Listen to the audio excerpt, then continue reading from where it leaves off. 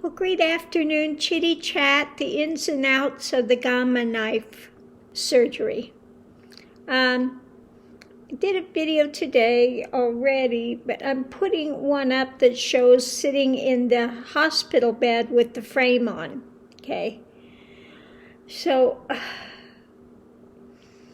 here's the procedure. They let you know the night before. I had to be there like 5:30 a.m. They tell you, get up in the morning, eat a little something. If you're diabetic, you take your medicine. They want you to eat before you come in.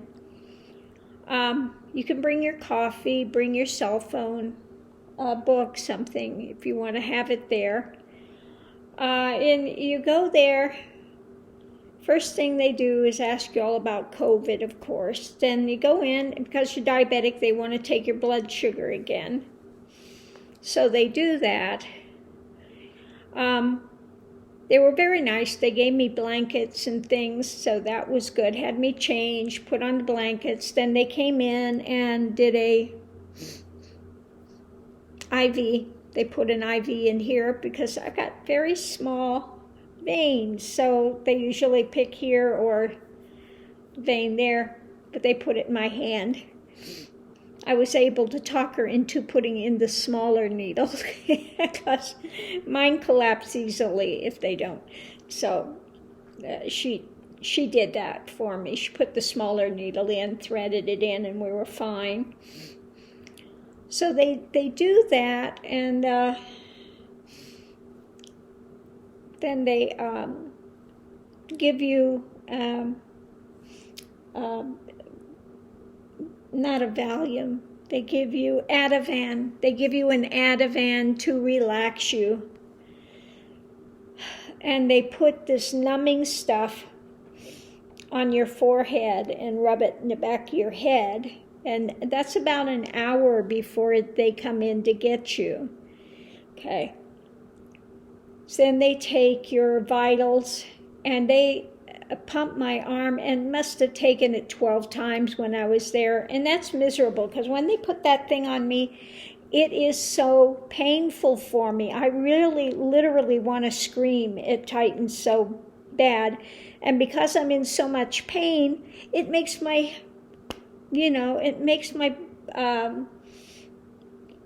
my readings go way up. And I'm trying to explain it to them. Look, when I'm home, my readings are fine. I come to the hospital, they skyrocket because they put that cuff on so tight, and it's a trigger for me to go to hospitals. It just naturally raises, okay? So I'm being tortured with that thing the whole time I'm there. Every 5 minutes, this thing goes off. So I didn't like that part at all because for me, it's just really painful. So anyway, they came in to get me about 7:30, and they take me back to this room, and they tell me that Dr. Humbody's going to come in and explain to me the cage thing they're going to put on my head. And Dr. Humbody comes in, and then they cover your eyes with this stuff because when he puts it in, there's blood running down, okay? You can feel the blood just running down. So they, they put this thing, they're holding it, and they say, oh, you got a small head. Yeah, so they need to use really long pins. And they put it on. And when they're putting them in, it does feel like screw being screwed into your head. These things are being screwed into your head. And everything's got to be fit exact. So, I forgot to say, when I get in there first, they give me the shot. And when they're giving you this shot to numb the area, it feels like your forehead is expanding, okay? It's a very weird feeling, okay? Like this is expanding, then they do the back of your head, feels like that's expanding. Then they fit the cage, and you feel that cranking, as they're putting those pins in. And it does feel like it's being screwed in. Okay, he had it, and then he had me hold this thing. He's cranking the other one, then he takes it and cranks the one in the back. So I got the frame on. Once that's on, then they hook this other part, this face part, to it. Okay, so now it becomes really heavy, and this thing's hitting your shoulders, and it's got the frame, and then it's got this thing that fits the whole way around your head. You know, you feel like you're, what was the name of that movie? Silence of the Lambs, like you've got this big mask on and everything, and you're contained, being rolled on. It's really odd, and it is feels very heavy on your head. So they take you into this, the room to do the MRI. They want to do the MRI, and they put in the dye at that time.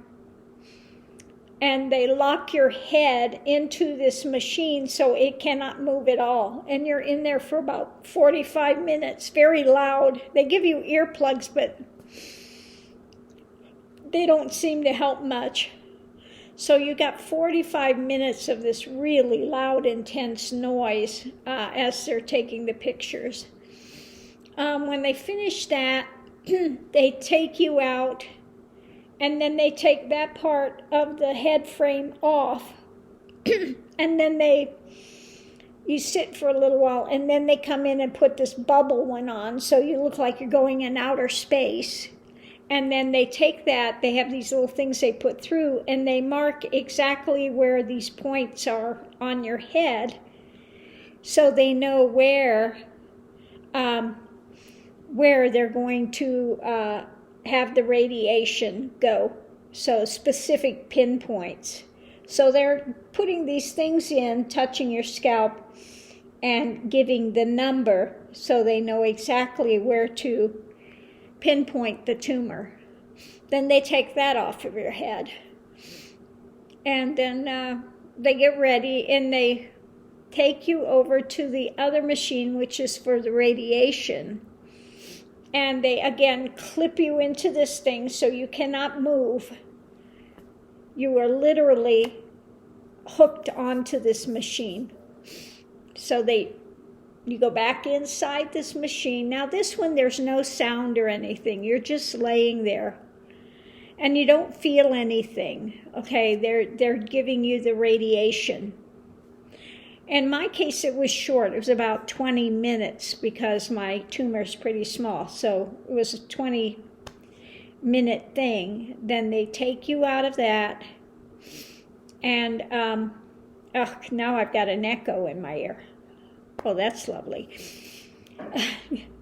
And they take these things off, put your bandages on, and tell you cannot take them off until tomorrow. You cannot wear your hat, you can't do this, you can't do that, because they don't want it to get infected, okay? So I'm stuck with these on till tomorrow. They said, they gave me Tylenol right away, because the minute they take that off of your head, it's like you feel this rush of a headache pain come in right away. And it's like, whoa. So they give you a couple Tylenol, and they tell you, well, when you go home, take some more Tylenol if you need to. Don't take the Advil, because it's got to be Tylenol.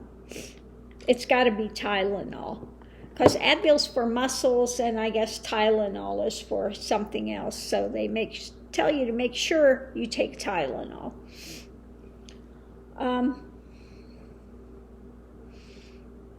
I didn't get any nausea. Thank goodness. Some people can get nauseous.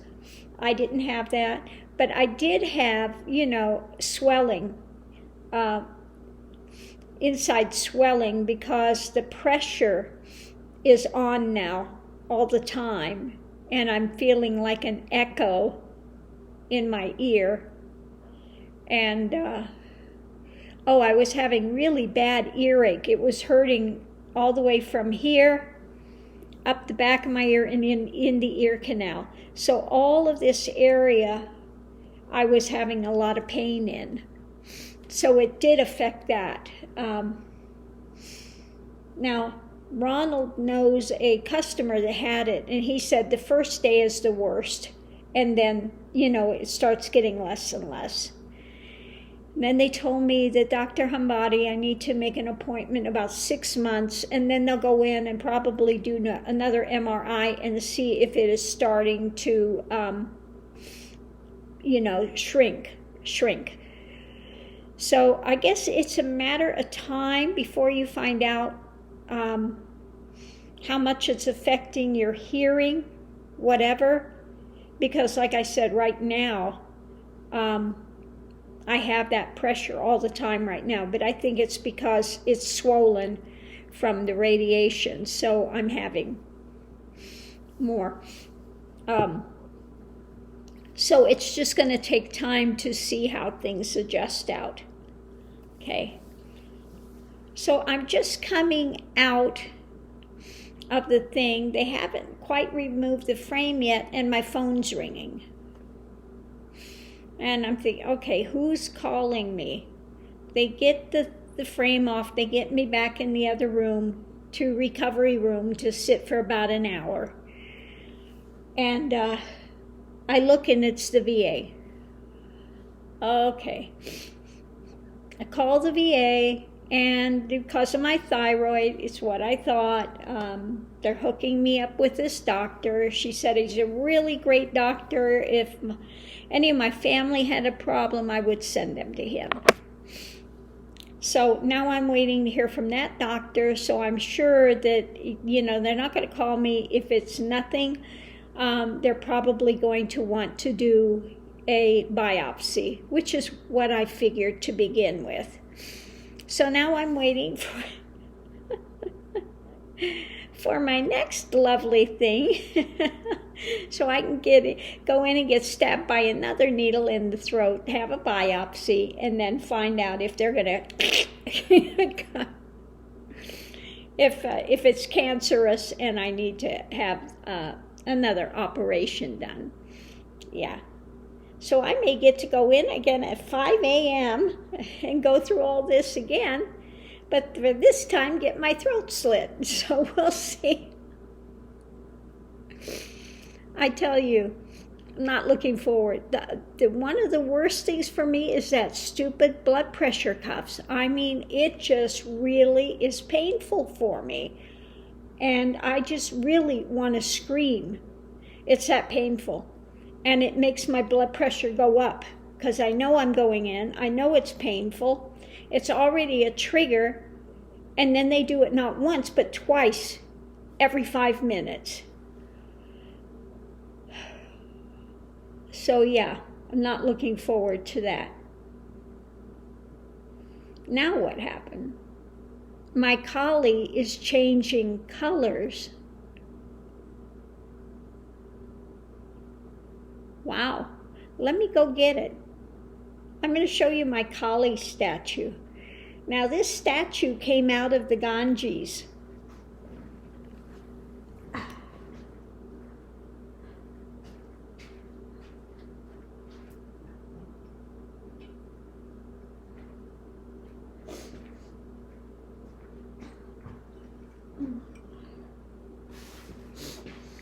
Okay, now when I got this statue, she was all black.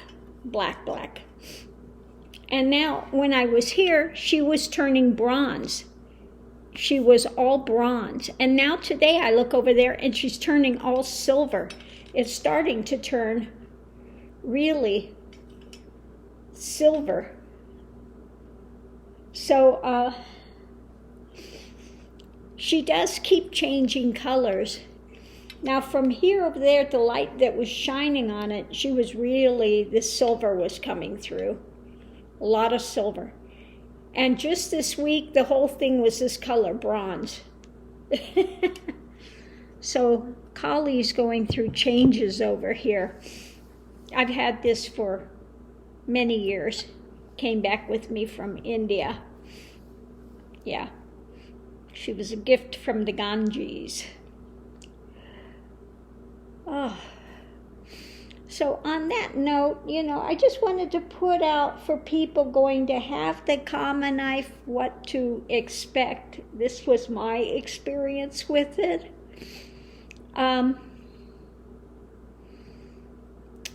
Yeah. Oh, the other thing, when they're screwing that on your head, it felt like they were tightening my jaw.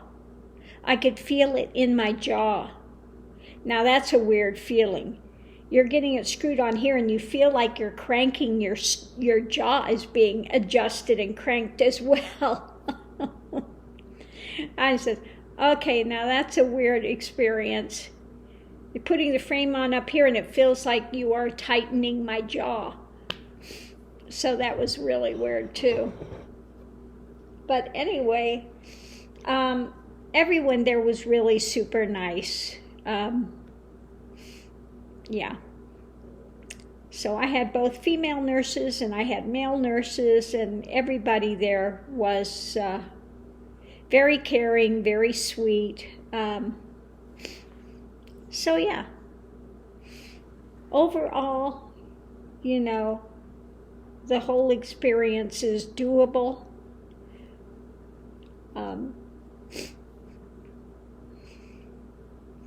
Yeah. So better than the alternative, because if they do the surgery and they go in through your skull, most often than not you lose your hearing on that side permanently. So this way I have a chance of perhaps saving my hearing, what I have, so we'll see what happens. Anyway, so that was my experience with Gama knife. I can't wait to take these things off, because I usually get rashes from these things. I don't know if I'm getting a rash. I'm pretty sensitive to that adhesive they have on these things. When I got back, I was so exhausted too. I think it has to do with the Ambien that they gave me. I've been up and down and just feel drained from the whole thing as well. So yeah, I called Ronald and asked him to bring me soup. He did, and he said he came in and I was out. The dogs were barking. I didn't hear them. I didn't wake up. I was just gone. So he came in and put the soup on the thing and left. And I'm waking up and I'm going, where's the soup? And I'm calling him, are you almost here? He goes, I was here and I left, and the dogs were barking and you were out. Well, I guess I must have really been out if I didn't even hear them barking. So anyway, that was the Gama knife experience. So I'm going to leave that here, because I do still feel